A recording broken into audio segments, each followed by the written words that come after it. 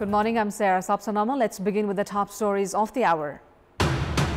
Sagarmatha Samvad program officially concluding today with the issuance of Kathmandu Declaration.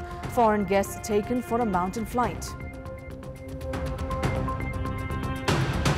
Cases of political leaders facing accusations and charges of corruption surge in all three levels. Questions rise over transparency and governance. At least 25 killed and several injured due to severe storms in Kentucky and Missouri states. More than 5,000 houses damaged, electricity supply disrupted. And Crystal Palace clinches the title of FA Cup final, defeating Manchester City by 1-0. Victory marks Palace's historic win in 164 years. Sagarmatha Samvad program, which began on Friday in Kathmandu, is concluding today with the issuance of the Kathmandu Declaration. On the final day of the conference today, 24 foreign guests were taken on a mountain flight to observe the Himalayas under the leadership of Minister for Forests and Environment, Ain Bahadur Shahi Thakuri. On the second day of the program yesterday, experts emphasized the need to simplify the process of obtaining compensation for loss and damages caused by climate change. Discussions were held on the impact and loss and damage caused by climate change in the Himalayan region. Executive Director of the Loss and Damage Fund, Ibrahim Chok Diop, said that global cooperation, coordination and support are needed to fight against climate change. He emphasized that affected countries and civil society should come forward for climate response and sustainability. During the discussion, experts also expressed concerns about severe impact of weather-related disasters faced by mountainous countries like Nepal. Discussions were held on the themes of green economy, avoiding and minimizing loss and damage, climate justice, and the future of humanity.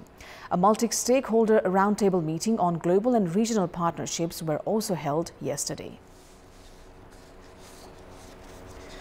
World Bank's Vice President for South Asia, Martin Reza, has said that countries like Nepal deserve climate justice as they are facing disproportionate impacts of climate change. Speaking to Kantipur News during his visit to Sagarmatha Samvad, he highlighted the importance of investing in climate adaptation and emphasized that Nepal should make better use of its natural and financial resources to build resilience. First of all, we need to recognize that the problem of climate change is affecting all countries, but some countries like Nepal have contributed very little to climate change. So the call for climate justice is understandable.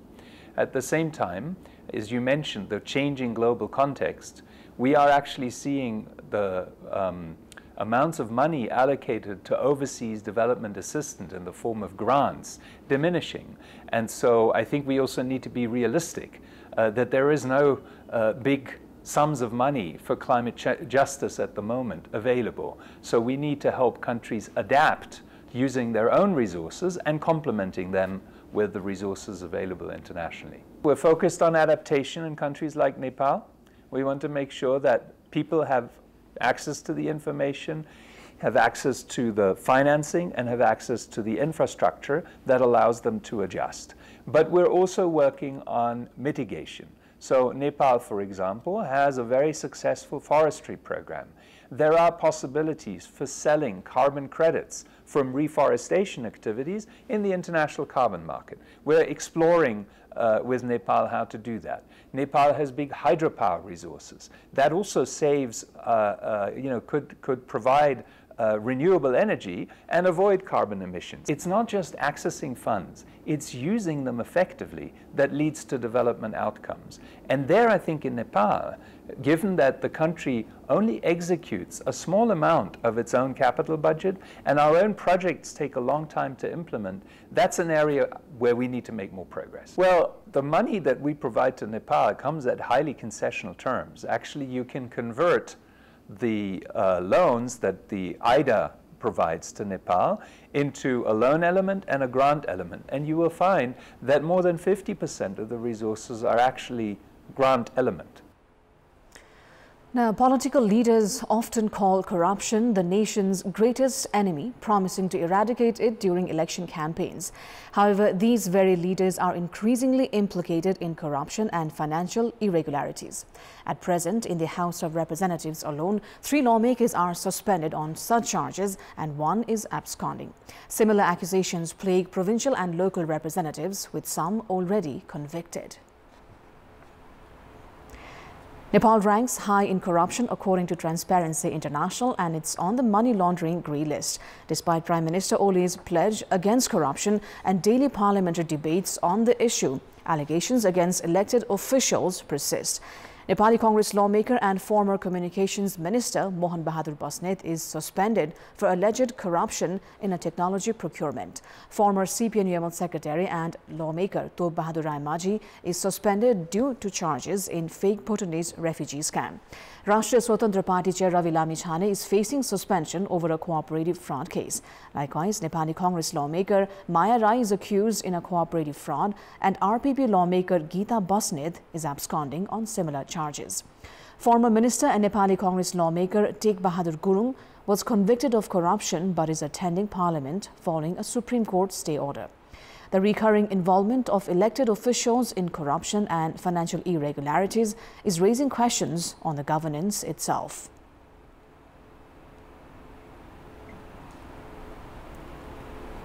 एकातिर राजनीति महँगो भयो, पैसा चाहियो, अनि त्यो पैसा कहाँबाट लिएर आउने भन्दाखेरि त्यो पैसा चाहिने मान्छे र त्यो पैसा भएको मान्छेको बीचमा चाहिँ साँठगाँठ बढ्यो।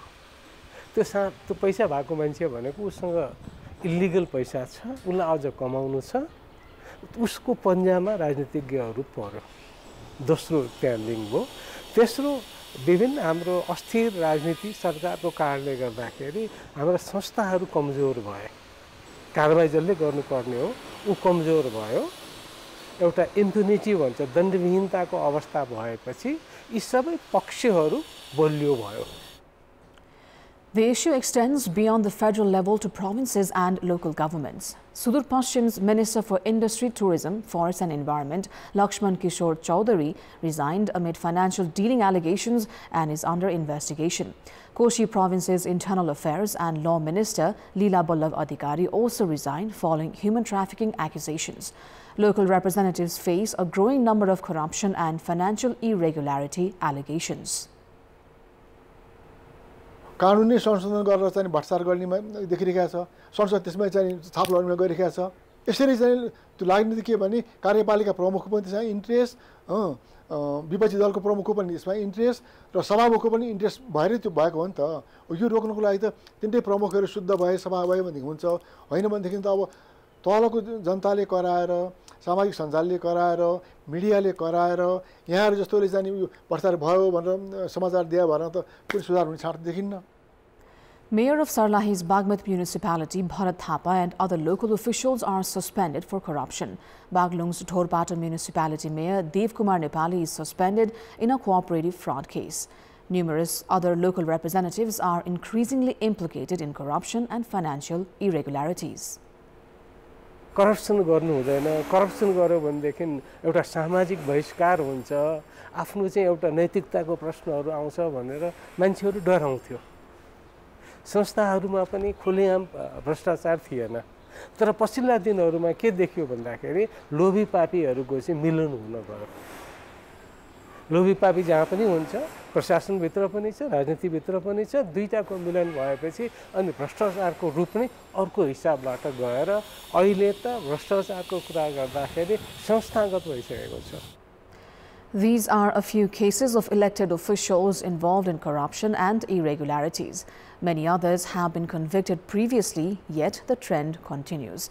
Political instability, economic indiscipline, and a culture of impunity appear to drive this involvement, posing a significant challenge to corruption control and economic good governance.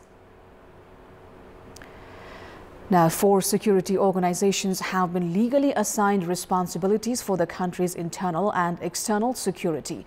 The National Security Council Secretariat is the mechanism that performs integrated analysis of potential security risks based on the information and incidents collected by these organizations. However, the government itself has neglected this mechanism, which is meant to provide assessments to the National Security Council by analyzing global developments as well as domestic, political and communal events that could pose security threats.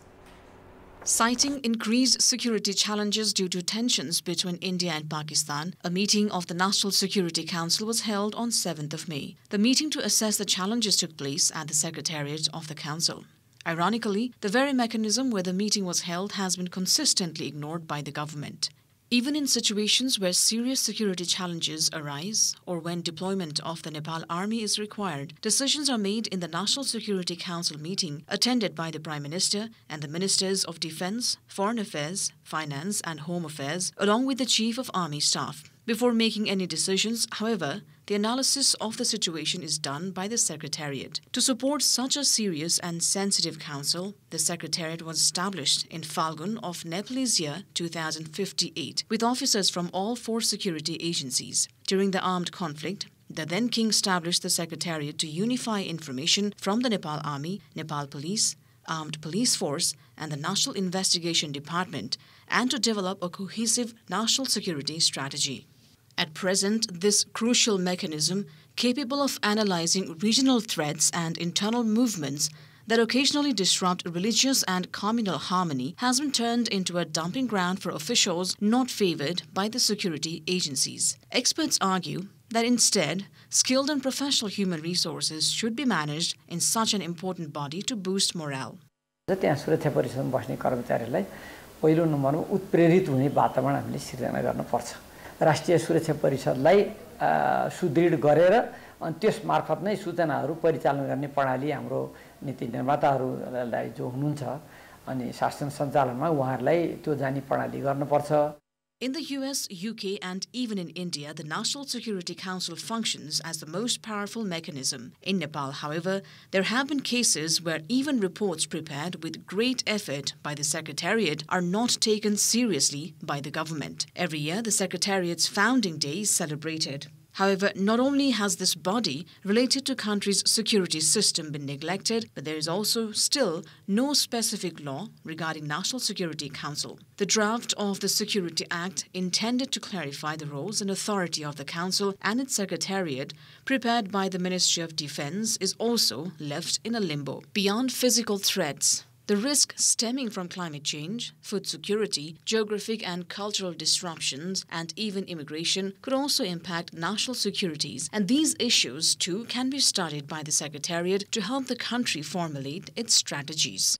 पार्लियामेन्टमा गएर त्यतिबेला राष्ट्रिय सुरक्षा परिषद ऐन भनेर गएर त्यो पनि थन्किएर बसेको अवस्था हो। अब यसलाई एउटा मेरो विचारमा राष्ट्रिय सुरक्षा ऐन नै बनाएर त्यसले चाउडै निकायलाई र अरु निकायहरूलाई पनि कुन कुन कुरामा त्यसले भनेको कुरा लागू हुने भन्ने कुरा त्यसमा लेखेर बनाउन सक्यौं भने हामीले चाहिँ नि अगाडि बढ्न सक्छौं। त्यो ऐनको खाँचो मैले देख्छु। Security matters in Nepal are gradually becoming more complex.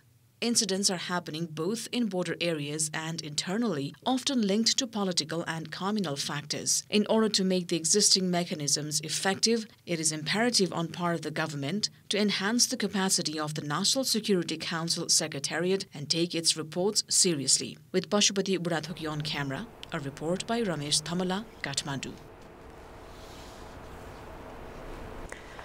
The government has proposed to establish Alternative Development Finance Mobilization Fund while being unable to secure adequate investment for national needs and development projects. A bill submitted to the Federal Parliament Secretariat calls for an autonomous body to invest in such sectors such as energy, electricity, transmission, railways, airports and tunnels. Facing challenges in security investment for development, the government registered a bill on alternative development finance in Parliament on April 7th, 2025. The bill proposes creating an autonomous institution with 51% government ownership and 49% private sector investment. This initiative aims to channel funds into sectors such as energy, industrial zones, smart cities, tourism, infrastructure, and more. Widely used in developed countries, experts suggest adopting this model to revitalize stalled development projects in the country. सोचे अनुसार अथवा चाहिँ हामीले चाहिँ जुन किसिमबाट आउँछ भन्ने उ गरेका थियौं त्यो अनुसार आउन सकेन एफडीआई पनि त्यसै गरी सरकारको राजस्व पनि त्यो हिसाबले चाहिँ फन्डिङ गर्न सक्ने हिसाबबाट बढेन त्यसले गर्दाखेरि एउटा अन्तर्राष्ट्रिय अभ्यास पनि भएको र नेपालमा त्यो एकीकृत रूपमा एउटा कोष बनाएर अथवा एउटा मोडलबाट गर्ने हो भने त्यसमा लगानी गर्न चाहनेहरू खास गरेर चाहिँ हाम्रो रेमिटेन्सबाट हुने आम्दानी ठुलो छ रेमिटेन्स पनि केही भाग चाहिँ त्यो एउटा कोषमा आउन सक्छ त्यसै गरी चाहिँ निजी क्षेत्रको पनि कतिपय लगानी त्यहाँ जान सक्छ जस्तो शेयरकै लगानीमा अहिले एउटा कम्पनीको शेयर खुल्यो भने एकदम मारामार पैसा गइराखेको छ भने यदि प्रोडक्टिभ सेक्टरमा एउटा क्षेत्रमा प्रोडक्टिभ पूर्वाधारमा त्यो लगानी हुने हो र त्यो लगानी आकर्षक छ भने त मलाई लाग्छ स्रोत जुट्ने कुरा त सहज छ. In Nepal, only 17% of the annual budget is allocated to development, with 83% spent on social security programs, salaries, pensions, and debt interest. Lawmakers have called for at least 50% of the budget to focus on employment and infrastructure. However, the government argues that growing mandatory obligations make alternative development finance the only viable option for completing ongoing projects. Now, the Lumbini provincial government will release its policy and program for the upcoming fiscal year of 2082-83 on 19th of May. The Lumbini Provincial Council of Ministers has decided to request the provincial chief to present the policy and program to Provincial Assembly on the 19th, as per the government spokesperson and Minister for Agriculture, Land Management and Cooperatives, Dinesh Panthi. 82-83 को वार्षिक नीति तथा कार्यक्रम मन्त्री परिषदको बैठकले स्वीकृत गर्ने काम गरेको छ र यो नीति कार्यक्रमलाई उक्त नीति कार्यक्रमलाई माननीय प्रदेश प्रमुखज्यूसँग समक्ष पेश गर्न प्रस्तुत गर्नको निम्ति अनुरोध गर्ने निर्णय गर्यो. The meeting also decided to present the bill to amend the District Assembly and District Coordination Committee Operation Act 2075 and the bill for the establishment and operation of Lumbini Academy to the Provincial Assembly for approval. That is all for the moment. We will now take you to the session of Federal Parliament at New Baneshwar in the capital.